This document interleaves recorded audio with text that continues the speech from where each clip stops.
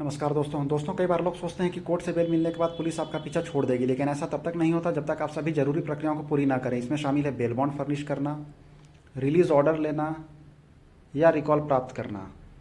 दोस्तों, बेल मिलने के बाद क्या होता है? जब कोर्ट आपको बेल देती है, चाहे वो रेगुलर बेल हो या एंटीसिपेटरी बेल हो, तो कोर्ट श्योरिटी और बेल बॉन्ड भी तय करती है। सरल शब्दों में कोर्ट यह तय करता है कि आपके लिए कितने लोग बेलर के रूप में खड़े होंगे और उनके पास कितनी प्रॉपर्टी या रकम होनी चाहिए। उदाहरण, अगर कोर्ट ने बेल के बाद 2 आदमी और 10,000 रुपये तय किया है, तो आपको 2 आदमियों को लाना होगा जो आपके बेलर कहलाएंगे, और दोनों में से प्रत्येक के पास 10,000 से अधिक की ज़मीन या गाड़ी या बैंक में रकम जमा होनी चाहिए। ये दोनों आदमी बेल बॉन्ड भरेंगे, जिसमें अपने बैंक की रकम या ज़मीन या गाड़ी या संपत्ति की कीमत का विवरण देंगे, साथ में संबंधित कागजात और एफिडेविट कोर्ट में जमा करेंगे।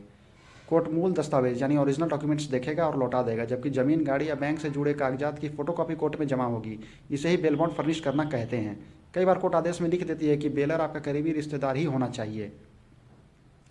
दोस्तों, यदि आप सही बेलर नहीं ला पाते हैं या उनके कागजात, पहचान पत्र सही नहीं होते हैं, तो आपको बेल मिलने के बाद भी जेल में रहना पड़ता है।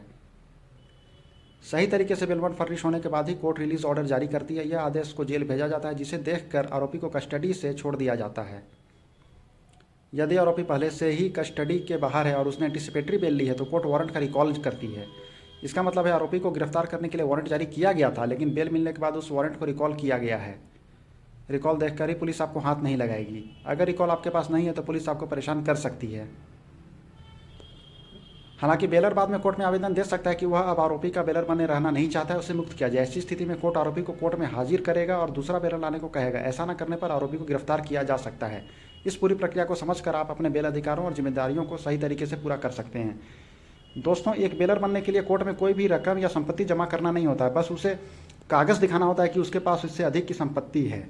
दोस्तों, ऐसी ही जानकारी के लिए हमारे चैनल कानून एक्सप्लेन्ड को सब्सक्राइब करें। धन्यवाद।